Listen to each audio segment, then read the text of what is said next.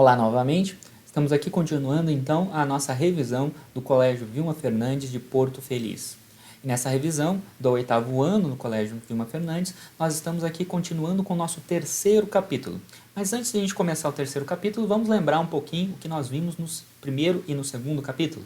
No primeiro capítulo, nós estávamos falando sobre a questão da monarquia absolutista, mas nós estávamos falando como é que a monarquia absolutista se formou, a partir do exemplo inglês. Essa monarquia se formou com principalmente com o reinado de Henrique VIII e Elizabeth I.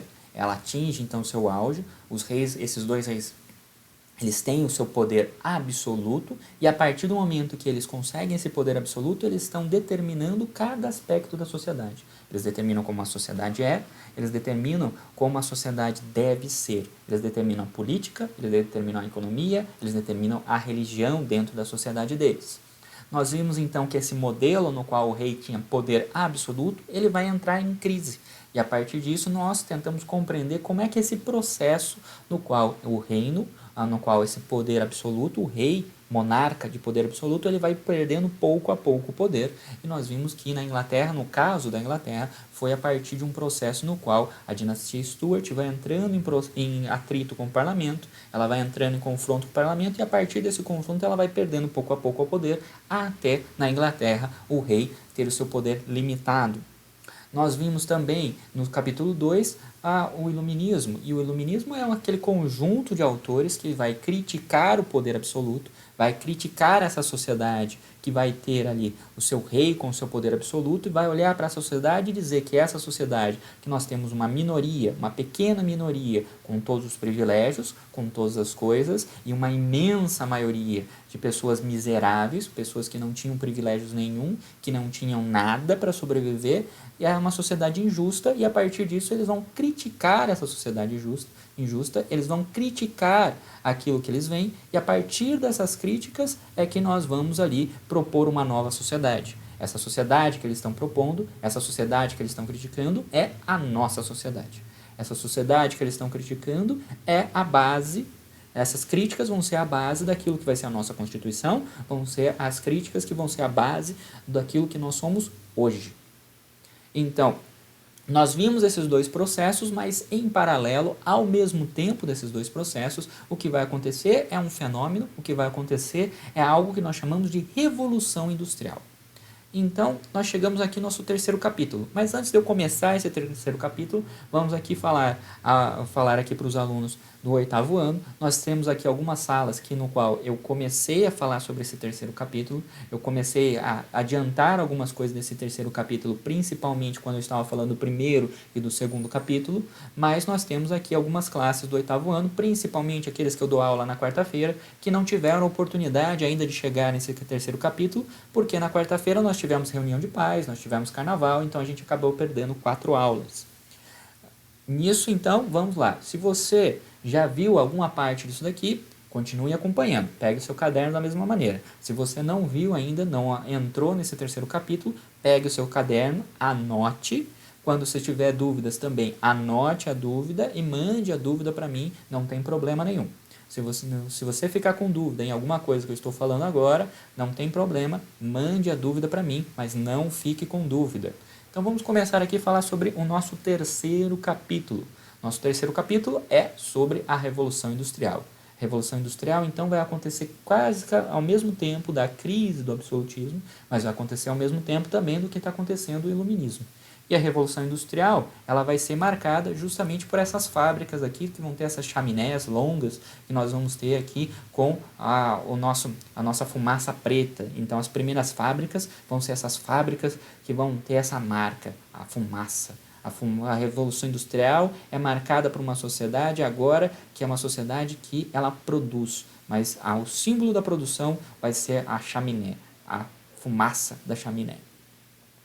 Então, nós temos aqui um quadro no qual nós estamos esquematizando o que vai acontecer. Vamos ver, então, como é que é esse quadro, e a partir disso nós vamos tentar compreender aquilo que são os elementos que nós vamos compreender nesse terceiro capítulo. Então, vejamos aqui. Primeiro, nós vamos ter aqui no final da Idade Média, início da Idade Moderna, nós vamos ter aqui o que nós chamamos de Revolução Agrícola. Então, com as pestes, com a fome, com a guerra que estava acontecendo durante a Idade Média, nós tivemos aqui as pessoas propondo novos equipamentos, propondo novas máquinas para utilizar no campo. Isso é o que nós chamamos de Revolução Agrícola. E a Revolução Agrícola aqui ela vai trazer algumas vantagens, ela vai trazer algumas mudanças no campo. A primeira mudança que nós vamos ter aqui é o uso de máquinas no campo. E a partir do momento que nós estamos utilizando as máquinas no campo, nós temos um aumento da produtividade, não só um aumento da produtividade de alimentos, mas nós vamos ter também um aumento da produtividade de matéria-prima. Então, o que aconteceu naquela época é mais ou menos aquilo que está acontecendo hoje. Hoje nós também temos a maquinização do campo, nós temos ali a substituição daquele trabalhador que trabalhava antes no campo por uma máquina.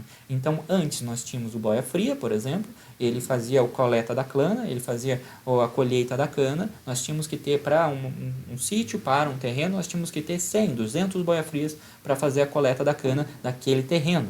Agora nós não precisamos mais dessas pessoas, porque nós temos uma máquina, um único trator, que vai fazer a coleta de toda essa matéria-prima, de toda essa cana, e não precisa mais daquela quantidade enorme de gente.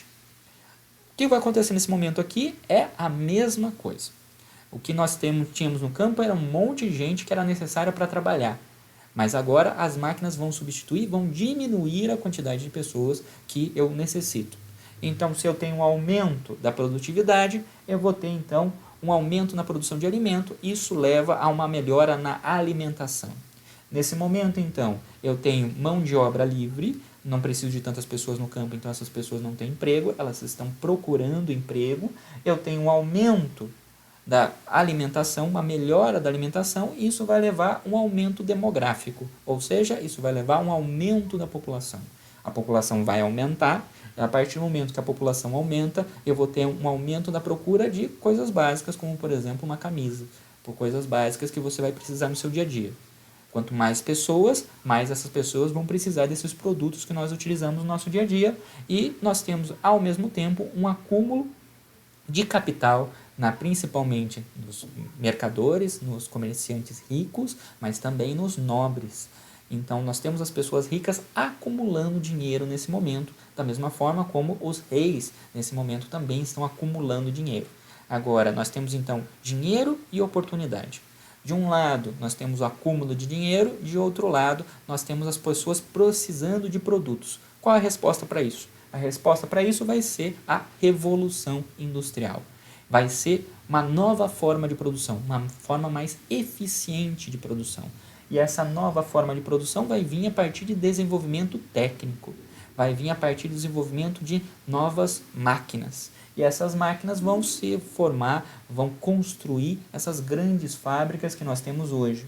Vai fazer surgir também a figura do operário, que nós vamos falar dele daqui a pouco, mas vai aumentar a poluição e vai aumentar o crescimento das cidades. Então, este quadro aqui é o que nós temos que compreender desse capítulo.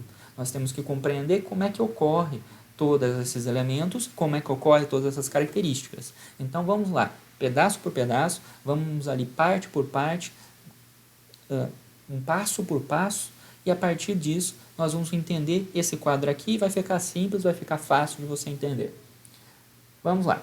Primeiro, a Revolução Agrícola. Como é que a Revolução Agrícola funciona, como é que ela vai ocorrer? Primeiro, a Revolução Agrícola, como eu falei para vocês, ela ocorre no final da Idade Média e início da Idade Moderna. Então, qual que é a consequência da Revolução Agrícola? De um lado, nós vamos ter menor necessidade de mão de obra no campo. Com máquina no campo, você precisa de menos gente. Nós vamos ter também um aumento da produção.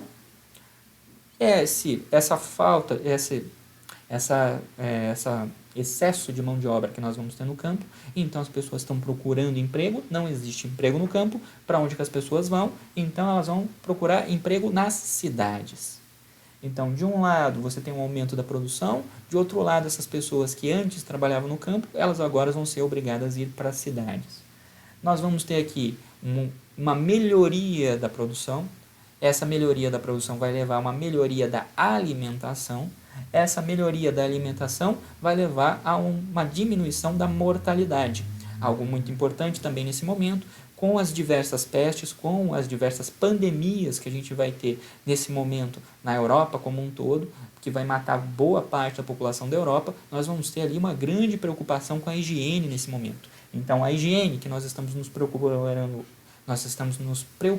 hoje é uma grande preocupação também para esse momento aqui, e a partir do melhora da higiene, nós vamos ter aqui também uma diminuição da mortalidade da população.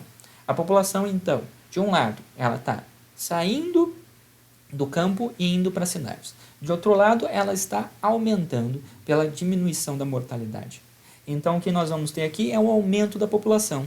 Mas esse aumento da população vai ocorrer principalmente aonde? Nas cidades. E a partir do momento que esse aumento da população ocorre nas cidades, nós temos mão de obra sobrando nas cidades. Isso vai ser muito importante para nós, guarde aí para você. Nós vamos ter aqui, então, primeiro, o que é indústria? Indústria é tudo aquilo que transforma matéria-prima em produto. Então, quando você tem uma fabriquinha no quintal da sua casa, quando você trabalha numa fábrica enorme, o que você está fazendo? A mesma coisa. Você está transformando matéria-prima em produto. Você está transformando algodão em camisa. Você está transformando matéria-prima em produto. Então, o que é indústria? É tudo aquilo que transforma matéria-prima em produto. A partir do momento que nós sabemos aqui o que é o conceito de indústria, nós vamos tentar entender então qual que é o conceito de revolução industrial. A revolução industrial é a transformação, é a mudança de um meio de produção para outro meio de produção. Então, eu tenho este meio de produção aqui, a manufatura, para este meio de produção aqui, que é o meio industrial. O que é manufatura? A manufatura, então, é a produção manual. É aquilo, por exemplo, que a sua avó faz, que é tricotar aquele gorrinho para você. Quando ela está fazendo isso, quando ela está fazendo aquele tricô do seu gorrinho, o que ela está fazendo? Ela está fazendo uma manufatura. Agora, o que é produção industrial? Produção industrial é uma produção que nós fazemos a partir das máquinas, a partir da indústria. Se aqui a sua avó ela definia a hora que ela ia fazer a produção, por exemplo, a sua avó vai definir, olha, eu vou fazer o gorrinho para você, mas eu vou fazer o gorrinho quando eu estiver assistindo a novela. Aqui nós vamos ter um outro regime de trabalho, uma outra forma de trabalho, que é a partir da máquina. Aqui a sua avó define o ritmo dela, a sua avó define a hora que ela vai trabalhar. Aqui quem define como é que a gente vai trabalhar é a máquina. O ser humano aqui, ele só está auxiliando a máquina. Aqui é a sua avó que produz. Aqui é a máquina que produz. Então, quando nós temos aqui uma indústria, o que o ser humano está fazendo lá? Ele está dando para a máquina, ele está fornecendo para a máquina aquilo que a máquina precisa para produzir. A máquina precisa de tinta, então o ser humano vai lá e dá tinta para a máquina. A máquina está precisando de mais lã para ela produzir a roupa para você, o que o ser humano vai fazer? Ele vai pegar lã e vai dar lá para a máquina produzir isso. Mas quem é que está produzindo na verdade? É a máquina. O que nós estamos lá é somente para auxiliar, para verificar se aquela máquina está produzindo corretamente da maneira como nós queremos. Então, nós vamos ter aqui as características do que seria a manufatura.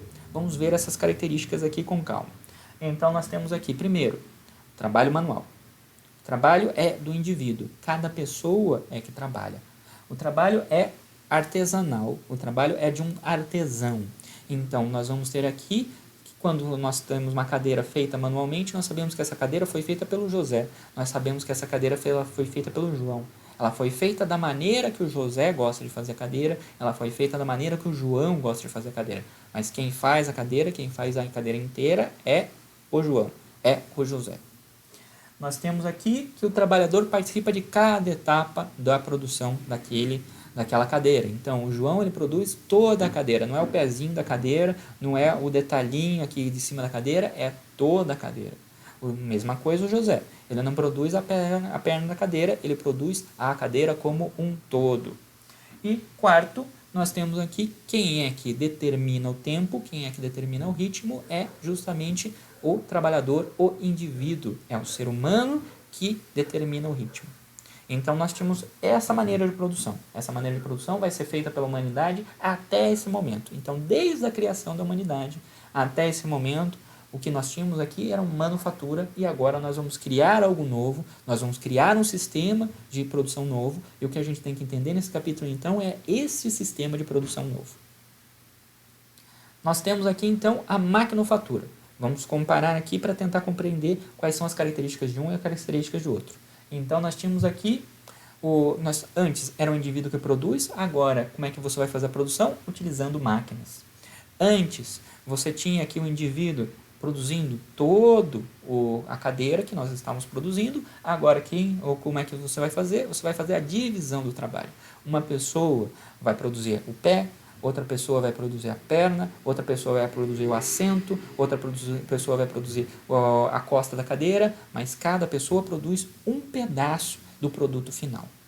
Da mesma maneira que nós trabalhamos aqui no carro. Não existe uma pessoa que produz o carro inteiro. O que nós vamos ter aqui é uma pessoa produzindo cada pecinha do carro e uma outra pessoa montando o carro. O que nós temos então é divisão do trabalho. A partir disso, nós temos aqui a produção em série. Nós temos ali aquela esteira na fábrica e a partir disso nós estamos produzindo carros iguais. Não dá para saber mesmo que você trabalhe numa fábrica de automóveis, você não sabe se aquele carro que você está vendo na rua foi você que produziu ou não. Porque todos os produtos que nós fazemos agora são idênticos. Não dá para você saber se você produz essa caneta ou aquela caneta. Todas as canetas Bic são idênticas. Não dá para saber se você produziu essa camisa ou aquela camisa. Todas as camisas que nós vamos comprar lá na loja são idênticas. A produção então é em série. E a partir do momento que nós temos uma produção em série, nós temos uma outra dinâmica do trabalho. Não é mais o trabalhador, não é mais o indivíduo, a pessoa que determina o ritmo de trabalho, mas é a máquina. É a máquina que está determinando o ritmo de trabalho. E a partir do momento que a máquina está determinando o ritmo de trabalho, nós estamos ali só para alimentar, só para fornecer aquilo que a máquina necessita. Essa mudança aqui de um para outro é muito importante para nós compreendermos nesse momento e é fundamental para você compreender aquilo que foi e aquilo que vai ser agora. Então nós temos aqui a Inglaterra, que vai ser o primeiro país a se industrializar, vai ser o primeiro país a utilizar essas novas tecnologias que vão criar as indústrias. O que nós vamos compreender agora? Por que a Inglaterra saiu primeiro? Por que a Inglaterra foi a pioneira nesse momento? E o que ela tinha que ajudou a ela a se industrializar primeiro do que todo mundo? Primeiro elemento aqui, a Inglaterra, como a gente viu ali com o Henrique VIII e com a nossa Elizabeth I, o mesmo com o Oliver Cromwell, nós vimos aqui que a Inglaterra pouco a pouco vai se transformando na maior potência mundial, mas ela vai principalmente se transformar na maior potência marítima. Então ela tinha controle sobre as rotas comerciais, ela tinha a melhor marinha do mundo, ela tinha a mais poderosa marinha do mundo nesse momento. Ela é a maior potência mundial nesse momento. Então, o que nós vamos ter aqui é o desenvolvimento mercantilista. O desenvolvimento do comércio que vai fazer com que a Inglaterra tenha dinheiro sobrando, tenha uma fortuna sobrando. A Inglaterra está se enriquecendo nesse momento, fazendo comércio com o mundo inteiro, e a partir desse comércio nós vamos ter aqui a oportunidade deles investirem em novas tecnologias. Essas novas tecnologias vão ser justamente as indústrias. Mas para você fazer indústria, o que você vai precisar? Você vai precisar de matéria-prima, você vai precisar principalmente de carvão e ferro. Você vai precisar de carvão e ferro em abundância, você vai precisar de uma quantidade gigantesca de carvão e ferro. Então, a Inglaterra tem dinheiro sobrando. A Inglaterra tem dinheiro sobrando na monarquia, os reis ingleses nesse momento são ricos, mas a Inglaterra também tem dinheiro sobrando nos seus nobres e nos seus comerciantes ricos, na sua burguesia rica. Então nós vamos ter investimentos privados, mas nós também vamos ter investimentos por parte do governo. Então nesse momento aqui, todo mundo na Inglaterra tem dinheiro sobrando e esse dinheiro vai ser investido nessas novas tecnologias, nessas tecnologias da indústria.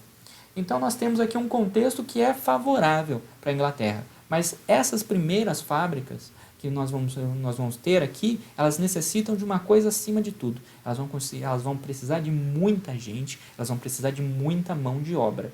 Então nós vamos ter aqui os locais, por exemplo, aqui em Londres e aqui na região no qual nós vamos ter Liverpool e Manchester, no qual nós vamos ter uma grande quantidade de pessoas. Então, essa grande quantidade de pessoas, como eu disse no início, elas foram pessoas que principalmente saíram do campo por falta de emprego, por falta de oportunidade, e agora vão para as cidades. Então, nós temos pessoas sobrando, mão de obra sobrando, mão de obra barata sobrando. Então, nós vamos ter aqui pessoas investindo em novas tecnologias, essas novas tecnologias necessitam de mão de obra, e essa mão de obra tem que estar aqui sobrando. Então, o que vai acontecer? Nós vamos ter aqui as empresas sendo feitas justamente na região no qual nós temos mais mão de obra sobrando. Mas somente mão de obra não adianta. O que você vai precisar com mão de obra? Carvão e ferro. Para fazer as primeiras máquinas, para construir as primeiras máquinas, você vai precisar de carvão e ferro. Então a indústria precisa de 3 coisas nesse momento: mão de obra, carvão e ferro para ela existir. E a partir do momento que nós temos aqui nessa região uma quantidade grande de carvão, ferro e uma quantidade grande de pessoas sobrando, a região de Manchester, a região de Liverpool, vai se transformar num dos grandes polos industriais da Inglaterra. Sorocaba, a região de Sorocaba, no qual vocês moram, por exemplo, ela foi conhecida no século XX como Manchester Paulista, justamente pela grande quantidade de indústria de tecelagem que nós tínhamos aqui. Naquela época, Sorocaba, como toda a região aqui, era uma grande produtora de roupas no Brasil. Hoje não é mais, mas nós fomos um grande polo de industrial brasileiro. E nós imitamos justamente essa região de Liverpool e Manchester. Nós temos então uma outra característica que nós vamos precisar. Se agora você tem uma produção mais eficiente, essa produção mais eficiente ela vai precisar ser vendida para alguém. Então, o que nós vamos precisar é mercado consumidor. E isso os ingleses tinham. Justamente porque, olhem aqui, a Inglaterra tinha 53 colônias. Nesse momento aqui, a Inglaterra tinha colônia no mundo inteiro. Ela era a maior potência do mundo, e a partir do momento que ela é a maior potência do mundo, ela tem a maior quantidade de colônias no mundo, e o que ela vai fazer então é vender para essas colônias. Ela vai vender principalmente para as colônias dela. Vamos lembrar então que nós vamos ter boa parte dos Estados Unidos, o Canadá, a África, boa parte da África, nós vamos ter a Índia, boa parte daquilo que vai pegar aqui desses países que estão embaixo da China, entre a China e a Índia, a Austrália, boa parte da Oceania, todos esses eram colônias inglesas. Então, o que a Inglaterra tem é mão de obra, carvão, ferro e mercado consumidor. A partir disso, ela tem todas as características necessárias para o desenvolvimento industrial. Ela tem todas as características necessárias para ser a pioneira nesse avanço, nessa nova tecnologia que vai ser a indústria. Nós temos então a marinha inglesa, que vai ser a marinha de guerra mais importante e mais poderosa do mundo nesse momento aqui, garantindo as rotas comerciais, garantindo que os produtos que a Inglaterra vai produzir vão chegar ao seu destino, nas suas colônias. Mas nós temos aqui na Inglaterra os principais avanços tecnológicos que vão acontecer nesse momento. Nós vamos ter muitos avanços tecnológicos que não vão levar a nada. Nós vamos ter invenções malucas nesse momento que não vão levar a nada, mas nós vamos ter invenções muito importantes, como por exemplo esta daqui. Nós temos aqui um motor a vapor. E o motor a vapor, ele vai ser aquilo que vai dar início a todas as coisas na Revolução Industrial de verdade. Vai ser aquilo que vai ser a base, por exemplo, do motor que nós utilizamos no nosso carro. O motor que você utiliza no carro tem os mesmos princípios desse motor a vapor que nós vamos ver aqui. Esse motor a vapor, ele funciona justamente você aquecendo a água, e a partir do momento que a água aquece, ela forma o vapor ele vai empurrar um cilindro, esse cilindro aqui vai fazer com que a roda ande, e a partir do momento que essa roda anda, nós temos aqui a máquina que está presa à roda, ou o tear, ou qualquer outra máquina que você queira prender a roda, ela vai se movimentar sozinho. Isso daqui é o mesmo que acontece no carro, é o mesmo que acontece no motor de uma pessoa. Você tem aqui o que acontece com a gasolina explode, ela manda o gás ela empurra o pistão do carro faz a roda se movimentar. É a mesma coisa, é o mesmo princípio. Então, nós vamos ter aqui um motor a vapor que nós vamos ter nesse momento aqui, ele é um pequenininho, bem pequeno, eu acho que eu vou ficar desse tamanho aqui do lado dessa roda.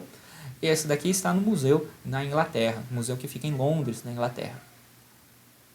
E nós vamos ter aqui a principal máquina que vai utilizar esse motor a vapor, que vai ser a máquina de tear. A máquina de tear vai ser a principal invenção, a máquina de tear a vapor.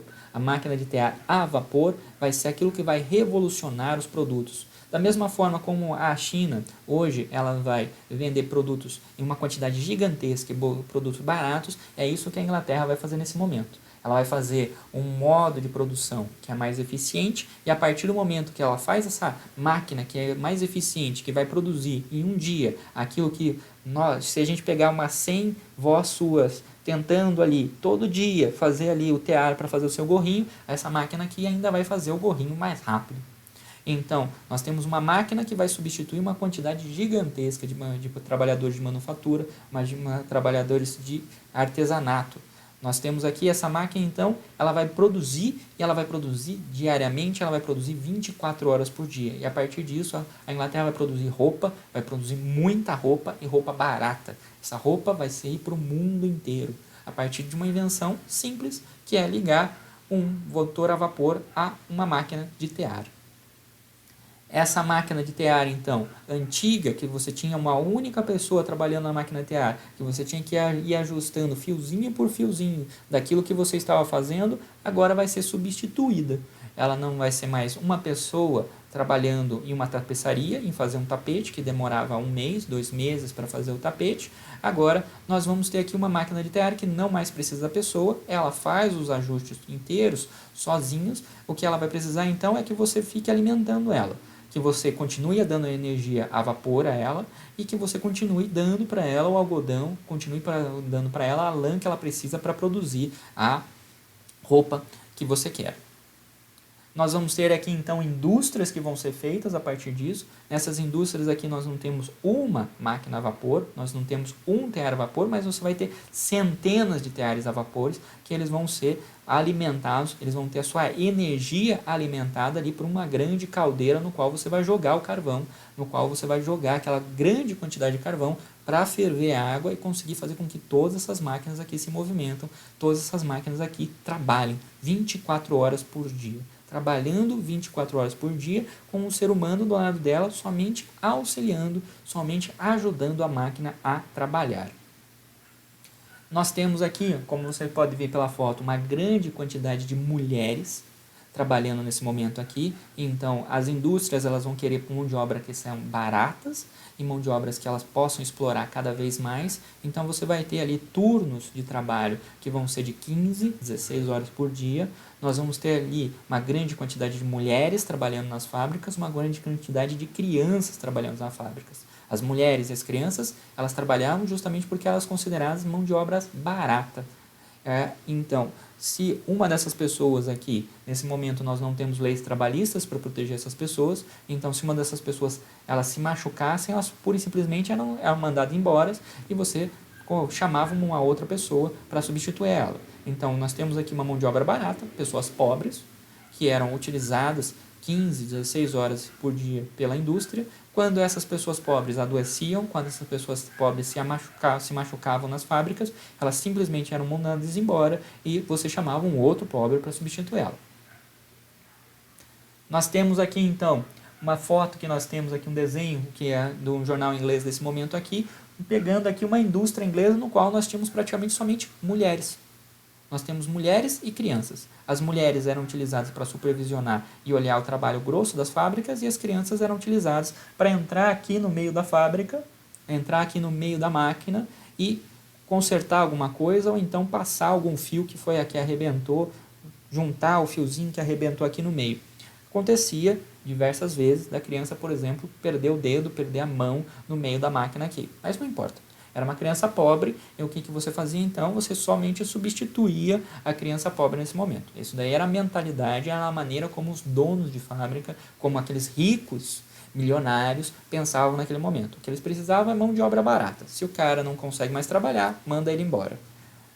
Algumas pessoas podem criticar, essa mentalidade, algumas pessoas concordam com essa mentalidade da mesma forma que você vê hoje, por exemplo, no seu Facebook ou na sua timeline de qualquer rede social sua. Algumas pessoas concordam e acham que o trabalhador tem que ter os seus direitos. Outras pessoas não concordam e acham que o trabalhador não deve ter os seus direitos. A mesma coisa acontece aqui.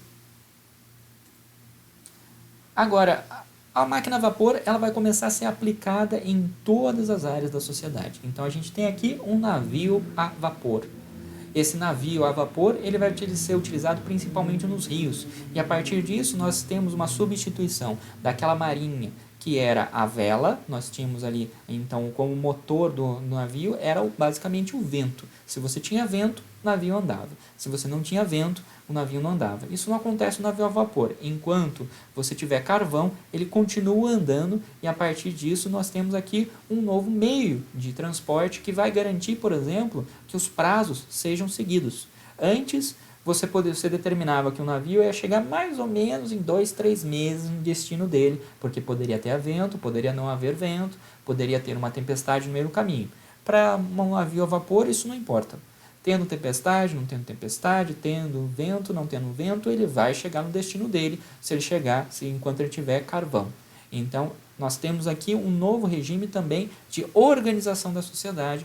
Nós temos um novo meio de organização da sociedade a partir do momento agora que nós temos meio de transporte no qual você pode contar, no qual você pode determinar que ele vai levar um tempo e ele vai levar esse tempo. Nós vamos agora levar 40 minutos para chegar nesse lugar. Não importa o que aconteça, vai levar 40 minutos. Não depende mais do animal, não depende mais do vento. Nós temos aqui a mais importante invenção do transporte nesse momento aqui, que vai ser justamente o trem. O trem vai ser o grande símbolo da Revolução Industrial. O trem por quê? É ferro, carvão.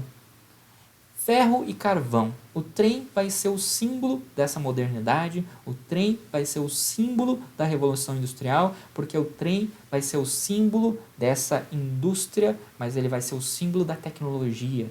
Você não precisa mais de um cavalo, você não precisa mais de um animal para fazer o transporte, você não precisa mais de algo que você precisa treinar, de algo que você precisa alimentar todos os dias, de algo extremamente caro para você ter.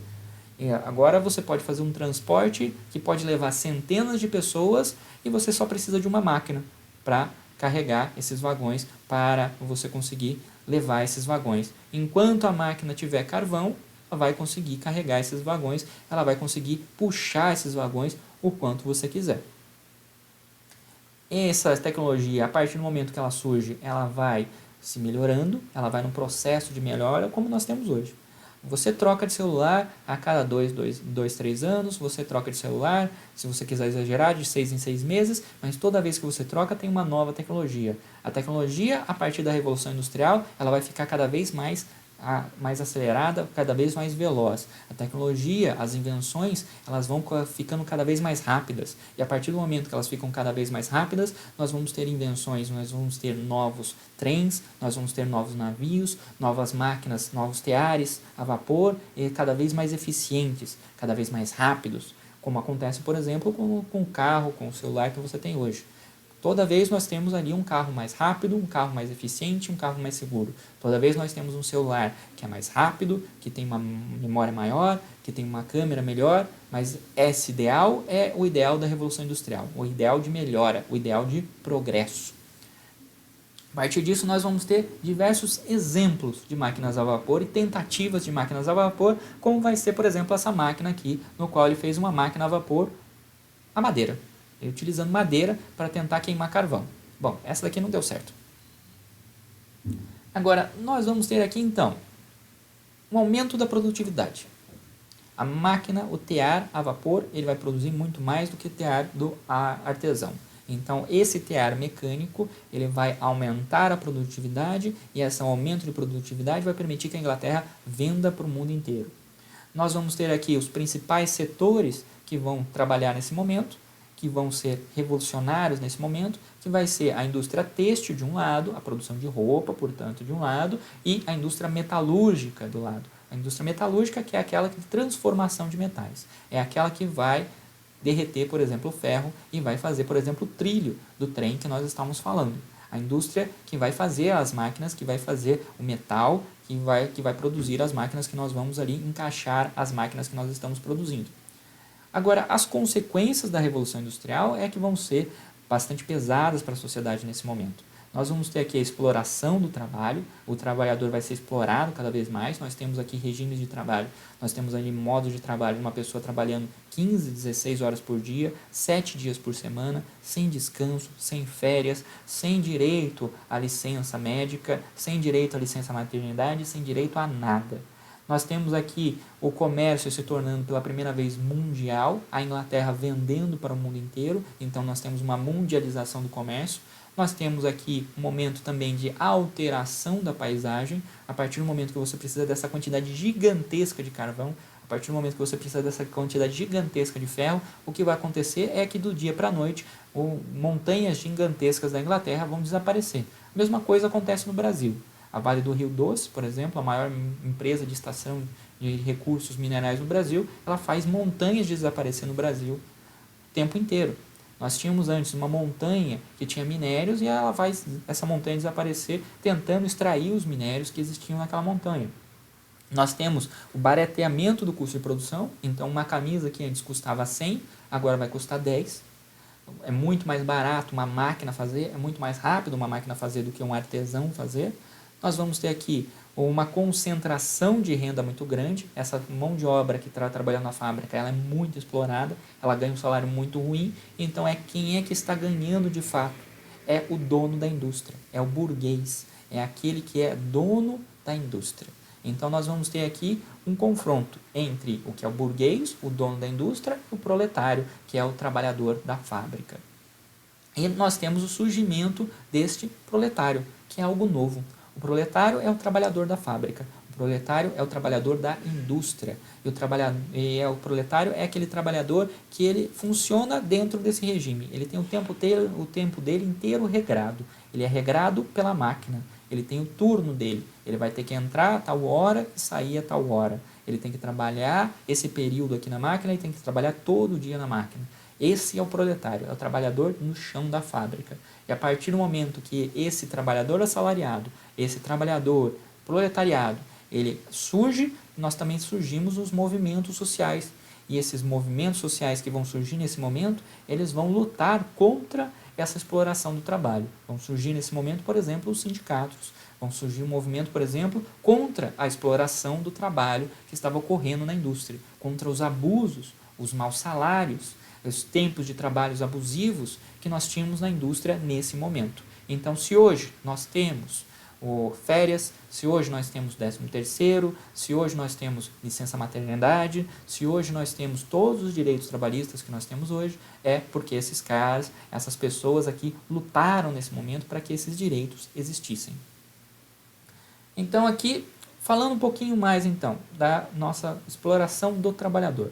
Nós temos aqui um trabalhador que ele tem 14 a 16 horas por dia em média.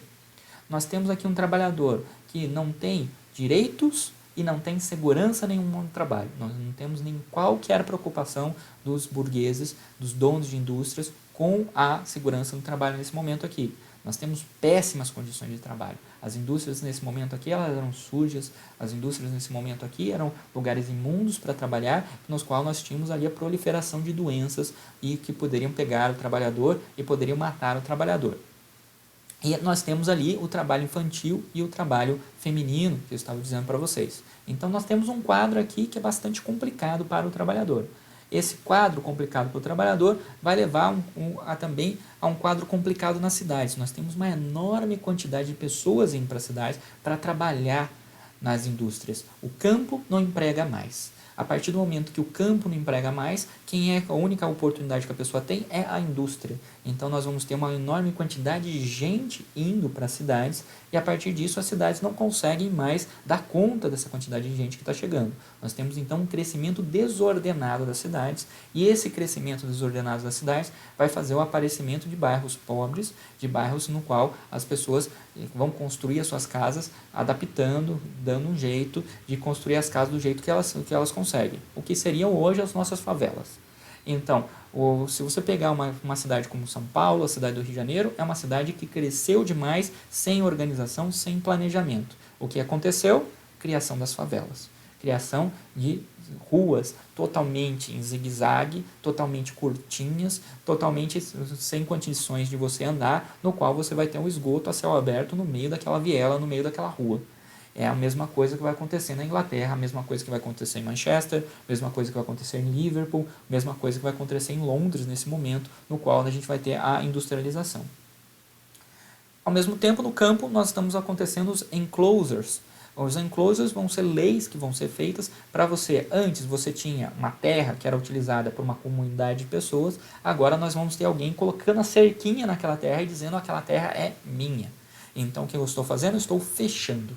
Eu estou fazendo o enclosure. Eu estou fechando aquela terra para um único proprietário. Aquela terra antes era utilizada por todas as pessoas, agora aquela terra é utilizada somente pelo seu proprietário, o que vai ainda acelerar essa migração do campo para as cidades. As pessoas não têm mais no campo como sobreviver, as pessoas não têm mais no campo como produzir. Então elas são obrigadas a ir para as cidades. Nós temos aqui, estão vendo essas linhas aqui? Todas essas linhas aqui que aparecem aqui são exatamente essas cercas, esses enclosures. Essas cercas não existiam na Inglaterra até esse momento. O que nós tínhamos aqui é um pasto.